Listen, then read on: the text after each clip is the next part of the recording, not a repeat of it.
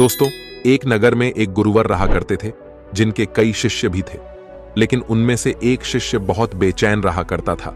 जब भी वह भिक्षा मांगने के लिए बाहर जाया करता तो उसे वहां दुख, दर्द, तकलीफें, परेशानियां ही नजर आती। यह सब देखकर वह बहुत दुखी रहने लगा था। वह मन ही मन बहुत परेशान रहने लगा था। वह हर रोज ईश्वर से प्रार्थना करता कि हे ईश्वर, सभी को सुख दे, सभी को शांति दे, सभी को खुशियां प्रदान करें।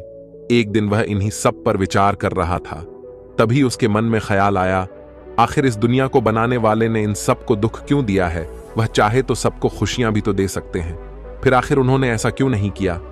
यह सवाल लेकर वह अपने गुरुवर के पास पहुंचा और वह अपने गुरु से कहने लगा, हे गुरुवर, ये दुनिया इतनी दुखी क्यों है?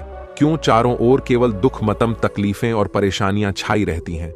आखिर यह दुनिया बनाने वाला इन सबको खुशियां क्यों नहीं देता? यदि वह चाहे तो सबको खुश कर सकते हैं, सभी को खुशियां दे सकते हैं, फिर आखिर वह ऐसा क्यों नहीं करते? जब भी मैं उन लोगों की तकलीफें, परेशानियां और दुख देखता हूं तो मैं भी बहुत दुखी हो जाता हूं। मुझसे उनका दुख देखा नहीं जाता।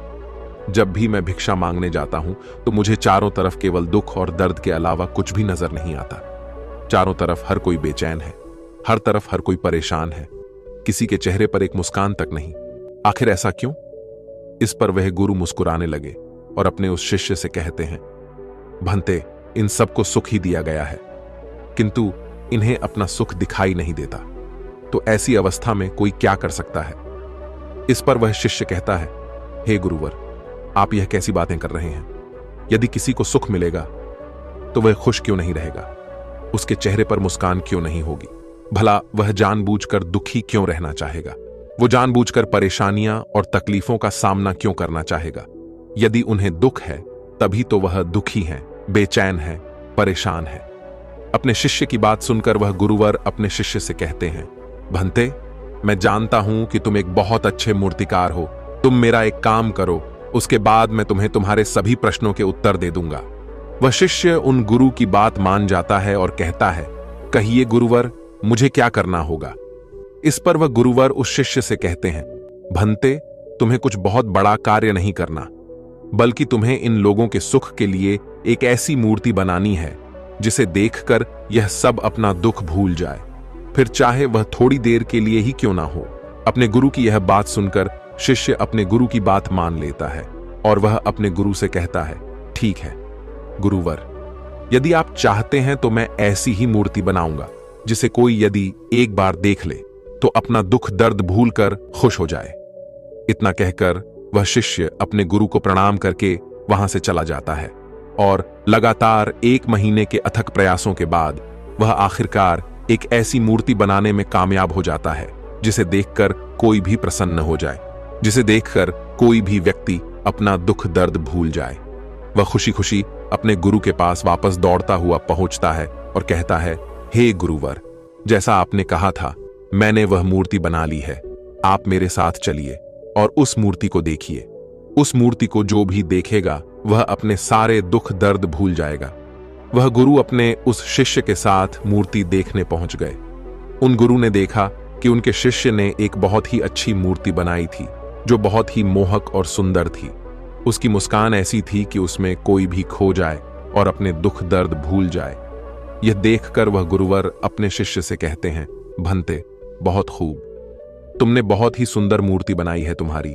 यह मूर्ति उन लोगों को दुख से बाहर निकालने में अवश्य उनकी मदद करेगी, परंतु मैं तुमसे चाहता हूं कि तुम इस मूर्ति के चेहरे पर कहीं पर भी एक छोटा सा निशान बना दो जो किसी को भी आसानी से दिख ना पाए अपने गुरु के मुख से। यह सुनकर वह शिष्य कुछ देर के लिए अचरज में पड़ गया और फिर वह अपने गुरु से कहता है, हे गुरुवर, आखिर आप ऐसा क्यों कह रहे हैं? क्या मेरी मूर्ति में कोई कमी रह गई है या फिर मेरी यह कला आपको पसंद नहीं आई?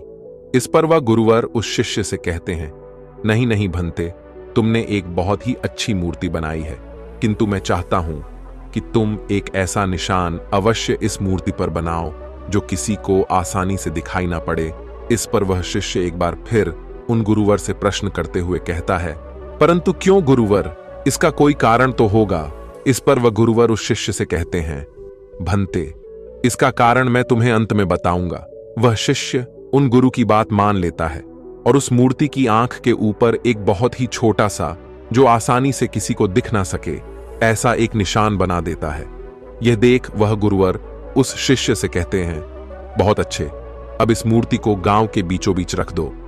शिष्य ने अपने गुरु की बात मानी और वह उस मूर्ति को ले जाकर गांव के बीचों बीच रखवा देता है।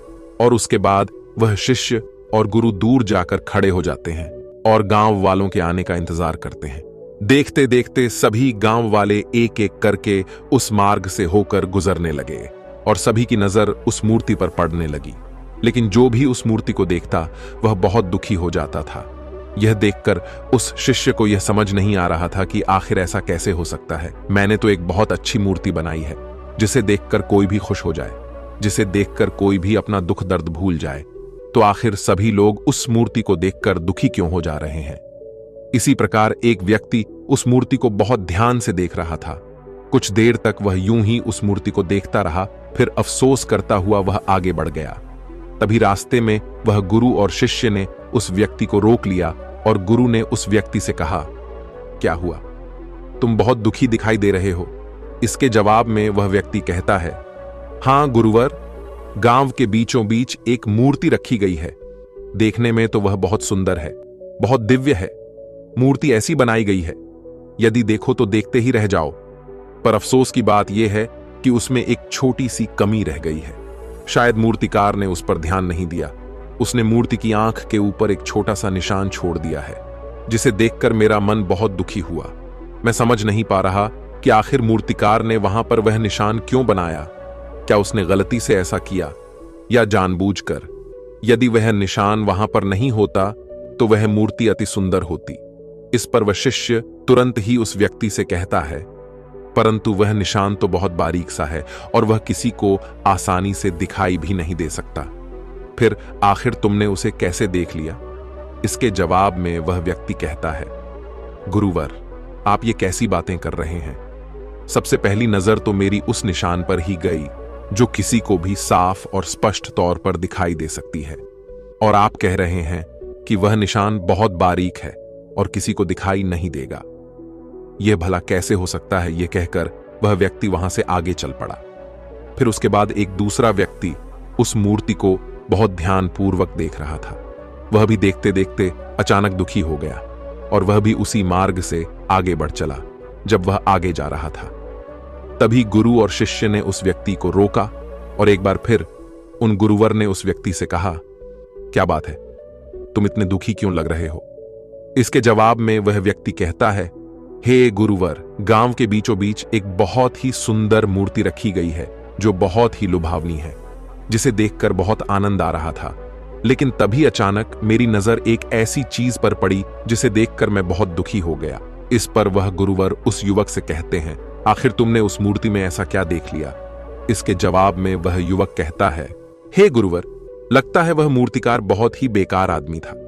उसने मूर्ति की आंखों पर एक छोटा सा निशान छोड़ दिया है, जिसे देखकर मैं बहुत दुखी हुआ कि आखिर उस मूर्तिकार ने जब इतनी मेहनत कर ली थी तो वह थोड़ी सी और मेहनत कर लेता और इस मूर्ति को और भी अच्छा बना लेता।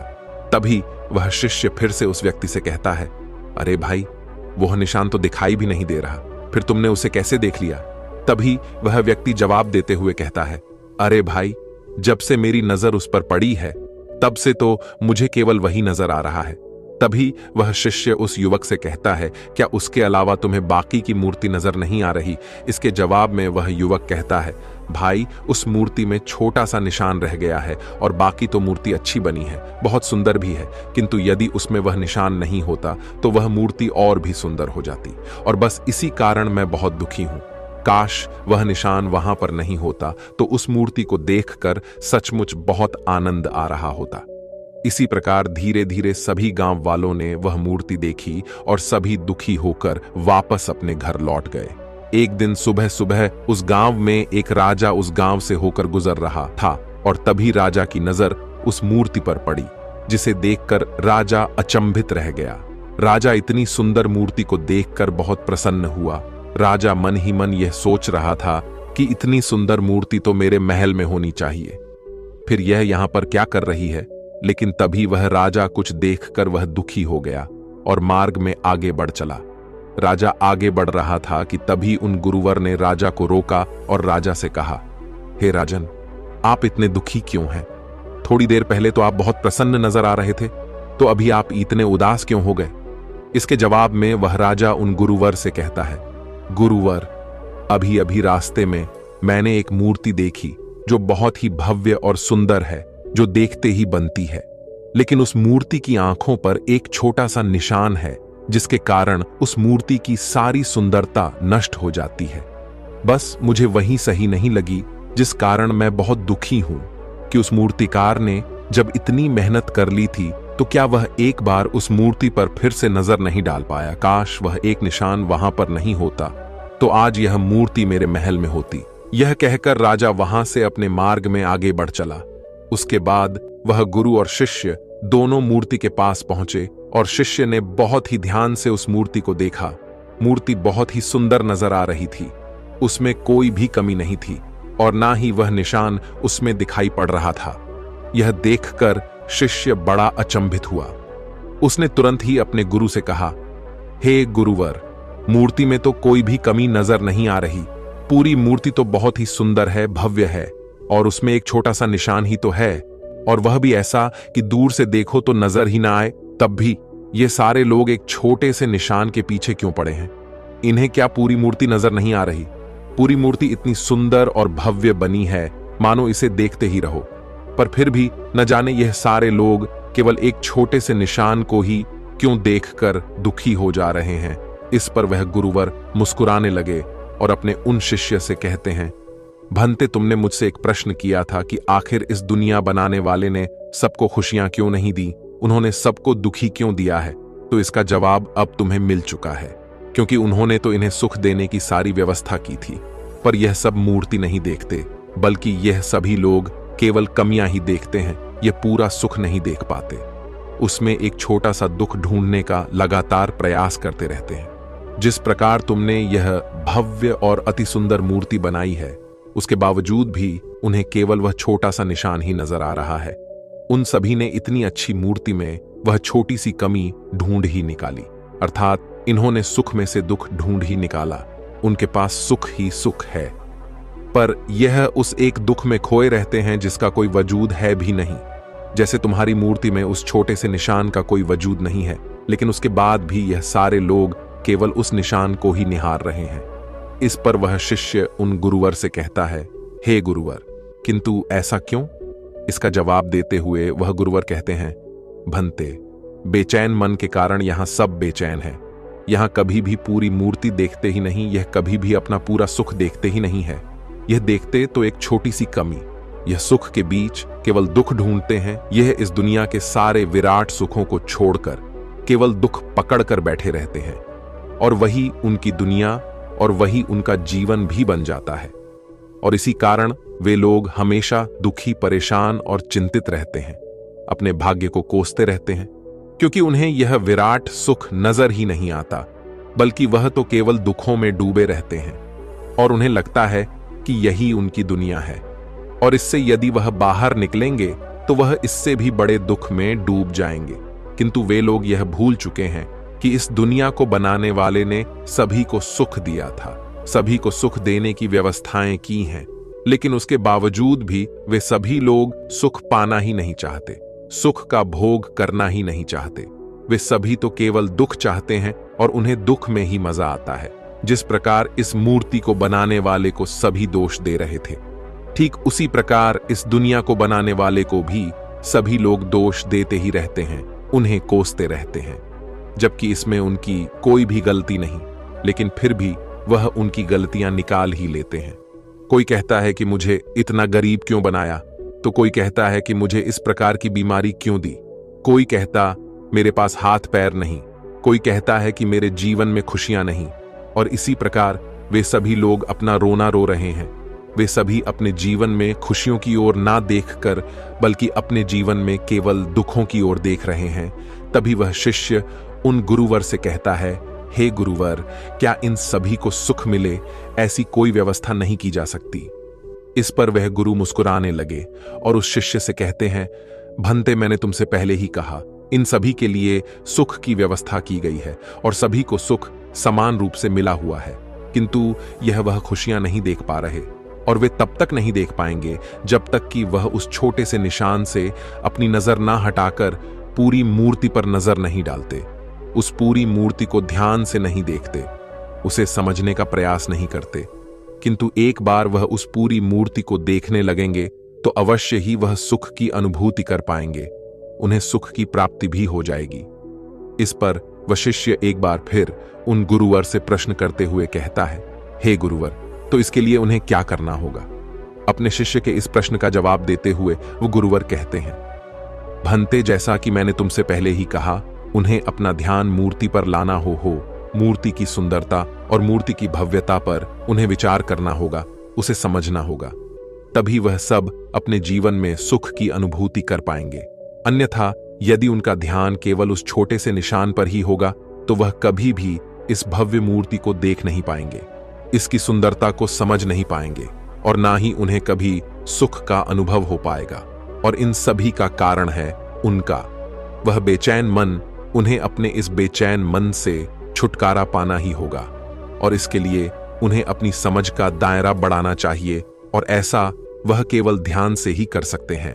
ध्यान से मन की बेचैनी कम होती है, और एक शांत मन शांति भाव से पूरी मूर्ति को देख सकता है, उसे समझ सकता है, उसकी सुंदरता, उसकी भव्यता पर विचार कर सकता है, और एक शांत मन ही सुख का अनुभव भी कर सकता है, उसका उपभोग भी कर सकता है। वहीं पर एक अशांत मन एक छोटी सी छोटी कमियों को ढूंढता रहता है, जिससे वह एक बार फिर से दुख का अनुभव कर सके। वह अपने दुख से बाहर नहीं निकलना चाहता, क्योंकि उसे डर है कि एक बार सुख उसे मिला तो वह फिर से उससे छिन जाएगा, और एक बार फिर उसे दुख का अनुभव करना होगा। इसी कारण वे लोग हमेशा दुखी रहते हैं जो लोग पूरी पर ध्यान नहीं देते, बल्कि केवल कमियों पर नजर डालते हैं। इतना कहकर वह गुरुवर शांत हो गए, और शिष्य भी अब अच्छी तरह समझ चुका था कि आखिर इस दुनिया में इतना दुख क्यों है, लोग इतने परेशान क्यों हैं, लोगों की समस्याओं और चिंताओं का आखिर कारण क्या है। उम्मीद है कि आपको भी यह समझ में आ चुका होगा कि आपकी दुख समस्या और परेशानियों का कारण क्या है, और आपसे आप उसे सुधारने के लिए पूरी मुमकिन कोशिश भी करेंगे। इसी के साथ में उम्मीद है कि आपको आज की यह वीडियो पसंद आई होगी, तो इस वीडियो को लाइक और अपने दोस्तों के साथ शेयर भी जरूर कीजिएगा, और हमें ऐसे ही सपोर्ट करने के लिए चैनल को सब्सक्राइब और घंटी बटन को जरूर दबा दीजिएगा।